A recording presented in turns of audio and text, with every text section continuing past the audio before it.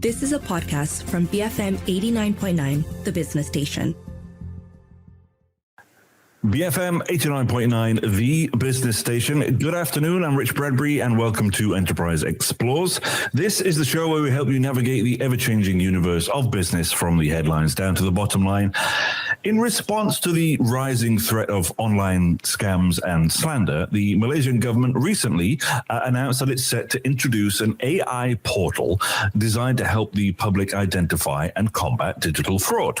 This initiative integrates advanced AI technologies with existing platforms, and it aims to bolster public safety and restore trust in the digital realm. According to the Communications Minister, Fahmi Fadzil, that is still in its early stages, however. The portal is necessary to ensure the public can trust the content that they encounter online. And if any doubts arise, the public can consult the portal for verification. Now, this portal is an expansion of the special segment Biar Betul, featured on the National Public Broadcast Station, RTM channels. In addition, the portal will complement the functionality of existing platforms like Sebenarnya.my under the Malaysian Communications and Multimedia Commission, the MCMC, MyCheck.my, managed by the Malaysian National News Agency, Bernama. And this effort is expected to streamline this process for the public to easily search and verify any received information. It promises a user-friendly interface and multilingual support, and represents a significant step forward in enhancing digital literacy and security nationwide. Now, to shed light on the feasibility of this new AI portal, I'll be speaking with my long-term friend, CF Fong, the Executive Chairman of LGMS Berhad and a committee member of the Cybersecurity chapter of PCOM. And in the meantime, if you have any thoughts or questions you'd like to ask myself or the guest today, you can WhatsApp our U-Mobile number at 018-789-8899 or reach out to us on X at BFM Radio. CF, not very often we get to speak about something potentially positive here on the show when I have you along. How are you? Doing well. Thank you, Richard. Good to have you back. Now, let's start off fairly simply. AI, as we know, is that topic of discussion, and it seems to be that everybody wants to jump on the bandwagon one way or another. Is this just a case of that, or is this something genuine? And what AI technologies are being used that we know of in this portal to help detect scams and potential slander? No, I think the overall direction using AI is very good because it shows that the government actually taking initiatives to leveraging on the latest technologies and to solve day-to-day problem.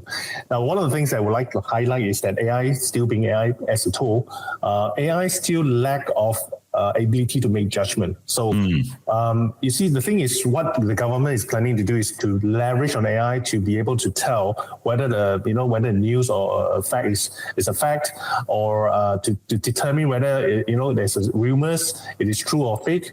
It is kind of hard for AI to do so unless we train the AI prior to letting the AI to make the decision. So AI at this stage is still at the stage of required training.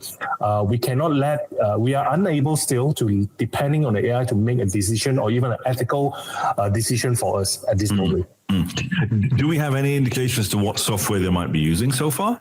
I have no idea. I don't think the government has shared any bits of details about the software, but But what I'm eager to see is how they're going to leverage on the AI to be able to determine whether a news is fake or not. Right.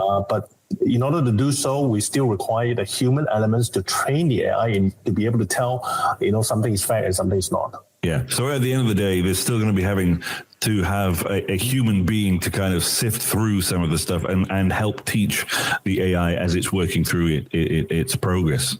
Yes, having said that, but AI is good to use to do repetitive tasks. For example, if we have a lot of news on the social media to ingest into the AI, then AI can do a very quick and efficient way to ingest the data and be able to tell which are the articles or data are written by AI, number one. Got it. Are written by AI, or whether or not these are facts or these are true news. And that is subject to be seen because it's depending on the training that we human have done on the AI. Got it. Now, how do you think they're going to kind of tie in with the existing platforms that already exist, like the ones that I mentioned in the setup, 790.my, mycheck.my? How is it going to link in with those? I think the way how I see it is AI will be more like a complementary tools, because sebenarnya and all these news portals already have the clarification coming from the government. The government could have easily used this clarification, feed into the AI, tell the AI these are the facts, and go out and hunt for any news that contradict with these facts and label them as fake. So I think AI will be used as as an ingestion engine to go to sift through all of these postings from social media, from different channels, and effectively it will still help the government to have an effective way to manage a news. Do we know how the public can access it and start to engage with this AI tool when it does eventually come out? I think public will eventually still be the end users of the results. I don't think the government will have an open the AI engine for the public to use it. I think most likely we will still be the end user of the news articles. Right. Yeah. So it's not like we can actually go there and submit our own articles as of yet. No. Yeah, okay. I don't think so. That could lead to potential, I'm guessing, hundreds and maybe potentially thousands of stories being delivered to it. I don't know. Yeah, first of all, I don't think the government will want to open up the AI to be trained by the public, right? Right. So I think eventually what the public is doing is getting is a one-way direction news from the government, from the portal. Yeah. So I think this will be a more logical way to look at things. So you say that we still have to train this AI. Now, I'm guessing when the AI is engaged and when it is being used, how does this portal then, I guess, ensure the legitimate content is not mistakenly flagged as fraudulent or defamatory? Yeah, this is also subject to the maturity of the AI, and also subject to the way how we train the AI. It's still very much human dependent. AI being AI is still an engine, it's still a software. But whatever input that goes in has to be precise, accurate, so that the software will perform as it's intended to be. So AI is not a silver bullet for everything. It's not a PCR for everything. So it's just a tool. But AIs can help us in analyzing and help us in doing a lot of repetitive tasks efficiently. And that's a plus point of what we are having using AI. So one of the things that comes up regularly is kind of, whistleblowing, privacy, security, things that me and you are very familiar with, and we've had many discussions around. Sure. Are there any privacy safeguards in place or do you think should be in place for users when they do report potential scams or potential slander? So by not knowing how this portal works, I would expect the portal will also in getting inputs from the users, getting reports from the users. Whether or not the inputs will compromise the users' privacy or not, this is subject to be seen. But I think more concerning is that how does the government able to tell whatever inputs is coming from the users are genuine, true? I think this is going to be one of the challenges that the government has to consider, before they take the user input and put it into AI and train the AI. Yeah, okay. I need to take a short break here, folks. Of course, this is Enterprise Explores, the show where we help you navigate the ever-changing universe of business from the headlines down to the bottom line. I'm speaking with CF Fong, the Executive Chairman of LGMS Berhad and a committee member of the Cybersecurity chapter of PCOM. We're discussing the feasibility of a new AI portal by the Malaysian government designed to help the public identify and combat digital fraud.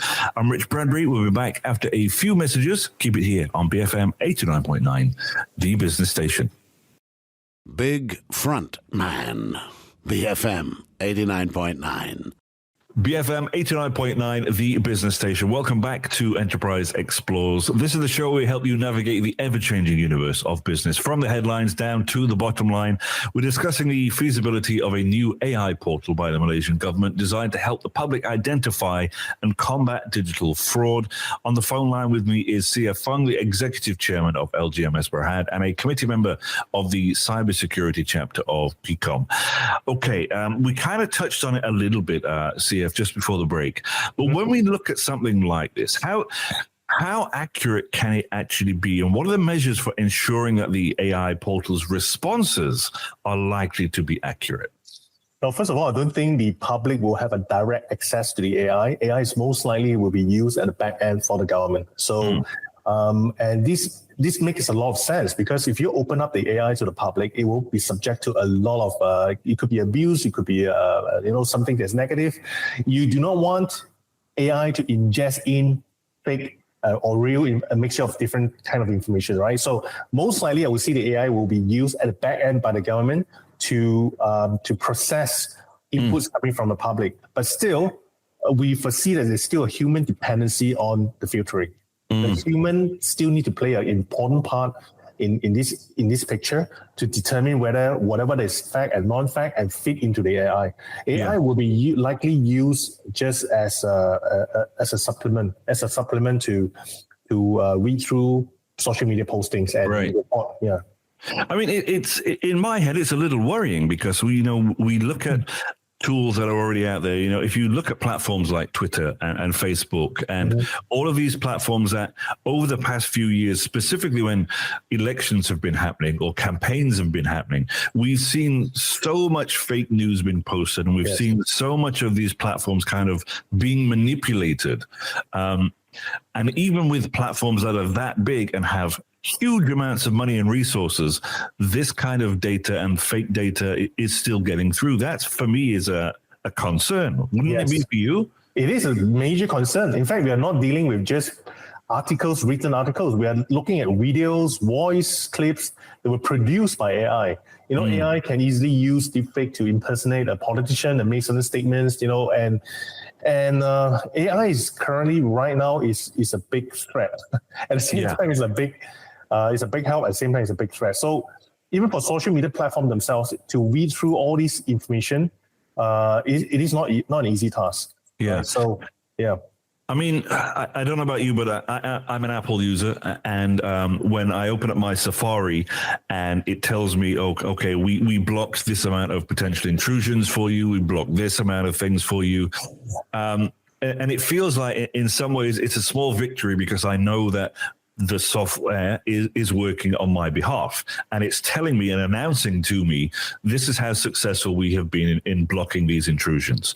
Something like that reassures me. Now, of course, the government want to be assertive with this. They'll want to reassure the public that this AI portal that they've released is actually working and is, a positive thing. How would they go about communicating the effectiveness of this tool to the public? I mean, we've had our issues with the trust within, let's say, IT infrastructure within the government and within some of those announcements.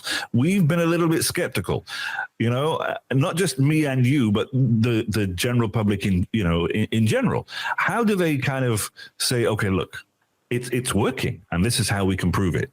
Yeah, I think this is a very valid concern. You see, when the government going to have a portal that's supposed to be authenticating, whatever news and facts, right? So we also expect to see this portal is going to be as secure as it should be.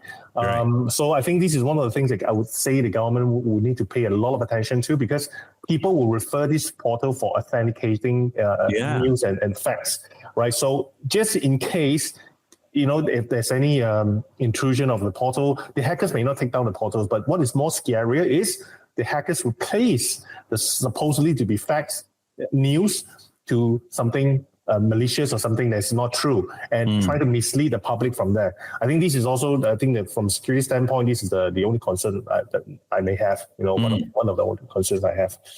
Okay, just to wrap up before we go into another break, do you think this is enough of an initiative tying in with the other national efforts to help improve digital literacy and security? Well, I think this is a good start. The government is moving forward with AI. AI is, like I say, it can be used as a very effective tool, an efficient tool to validate information. But whether to depend on AI to make decision, I think we're still a long distance to go. We may not expect the AI to make the decision for us to determine whether the news is true or fake. But using AI to effectively go through a huge amount of data, then it is effective. I don't know, CF. I mean, on one hand, it feels positive. On the other hand, it feels as though it's just creating something for creating something's sake. And I hope it's not that situation. What do you think about that? Yeah, I think at least we see there's some good initiatives starting from the government, but we just have to do a fact check. What we're gonna. You have to have we need to have a good grasp of what are the expectations, right? AI is not going to replace human anytime soon. For this matter, we are still required human power, and when we talk about human power, we also need to look at the capacity of a government, our government, and our current administrations. Do they have enough resources to allocate into these projects to make sure that AI works as intended to be? There's a lot of other questions behind the scene as well. I mean, it makes me wonder, how do we as human beings even get to verify this information? Even we doubt ourselves, and when we're feeding it into a machine that then has to rely back to us to verify that information, that becomes a bit of a concern for me. Yes. I think there's always a balance we need to strike in between. So at least at one point now, we are using tools to help us to ingest through a huge amount of information. So instead of depending on human, we can use the tool. But to authenticate whether something is true or not, we still need human. There's nothing else can be done to replace that. It does feel a bit like a vicious cycle, though. Rubbish in, rubbish out. Yes. This thing is going to have to be continuously trained, isn't it? Yes, and also we need to ensure that we have enough human capacity to train the AI. The AI will not run by itself, right? We need to continuously train the AI with human involvement. CF, as ever, short but sweet. Thank you very much for your time today. Thank you so much. Folks, I've been speaking with CF Fong, the Executive Chairman of LGMS Berhad and a committee member of the Cybersecurity chapter of PCOM. If you did miss any part of our conversation, you can catch the podcast on our website at bfm.my or download that BFM app, which is available on the Apple App Store or Google Play. Looking ahead, we've got the Breakfast Grill replay coming up after the 1 o'clock news bulletin. I'm Rich Bradbury. Keep it here on BFM 89.9, the business station. You have been listening to a podcast from BFM 89.9, the business station. For more stories of the same kind, download the BFM app.